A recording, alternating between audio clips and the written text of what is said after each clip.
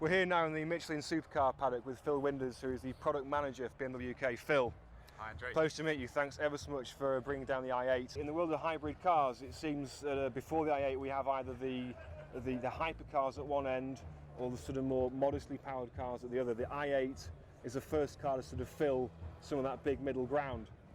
Take us through what we have here, please. So in terms of the technology, we actually have a 3-cylinder 1.5 litre petrol engine that powers the rear wheels, so it develops 231 horsepower. That's then combined in conjunction with a 131 horsepower electric motor at the front. So those two work in tandem and deliver 362 horsepower. So that means you've got 0 to 62 in 4.4 seconds. But equally, it's a car of two halves in that you've got CO2 emissions of just 49 grams per kilometre. So, for instance, that means you don't pay any road tax on the vehicle. And if you were to drive into London, it'd be congestion charge exempt as well.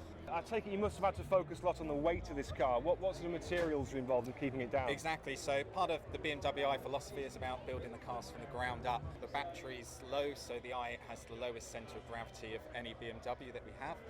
We've retained the 50-50 weight distribution, which we're renowned for. But the whole passenger cell, you can see here, is all carbon fibre.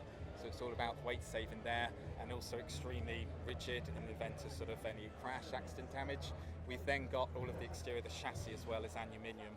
So it's all about keeping that weight down. So we actually tip the scales at under 1,500 kilograms. Any ideas yet on the retail price in the UK?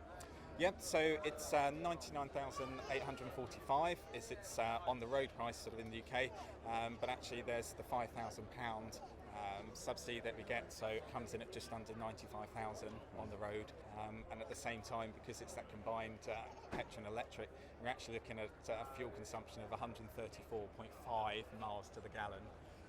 So it's not really going to hit the pocket or the pumps. You'll soon start clawing that back, and what with the road tax as well. Yes. Well, and what's more, it's a stunning thing to look at, which I can't say of all hybrid vehicles. Yeah. It's a beautiful thing. I cannot wait. I really cannot wait to drive this thing up the hill tomorrow.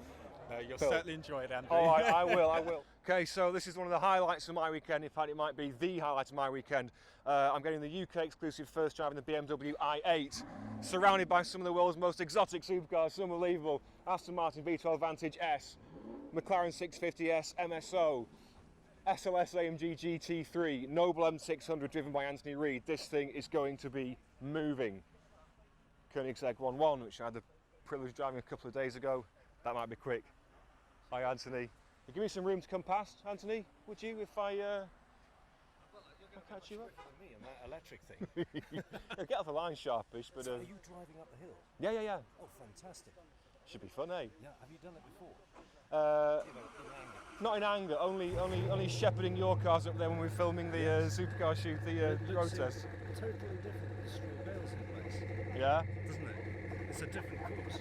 I'll let you know in about half an hour. Hopefully we'll make it to the top. Please don't say hopefully. I'll see you up there. Cheers. Cheers, Anthony. Go well, thank you. Anthony Reid there, our go-to Hillclimb road tester. Ferrari 458 Speciale, Ferrari California T, Ferrari F12 Berlinetta, LaFerrari. And how are you going to ace LaFerrari? Well, how about the F12 TRS, one of one, completely bespoke bodywork. Unbelievable, absolutely incredible. And there's my ride, the BMW i8. What I want to find out about this thing though, the only hybrids I've driven, unfortunately, having not driven any of the hypercar hybrids, are things like the Prius. And though they're perfectly decent machines, this thing promises a lot more performance. We know it's going to go. I want to find out, is it engaging to drive though? Am I going to want one? So if I can keep it on the black stuff in between the straw bales, we'll know shortly. Here we go.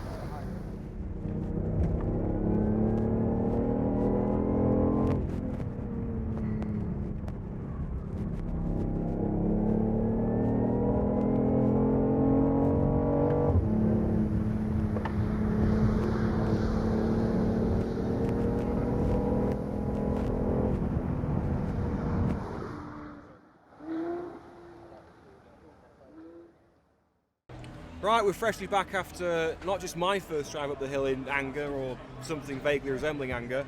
That's the first UK drive of the i8. What can I report? It corners very flat. The best compliment is, sincerely, you wouldn't know. If no one told you it was a hybrid, you wouldn't know. It's just a fast car, which surprisingly, from inside at least, sounds absolutely superb. That three-cylinder motor humming away really sounds fantastic. I kind of blanched it around the front wall, I'll confess that one. But then again, I had to look after the car. It's a heck of a piece of kit, typical BMW, it's beautifully made, and it's a fast car. I need to do some more miles on the road, get a proper review out of it, but on this first brief impression on the Hillclimb, this is a fantastic piece of kit.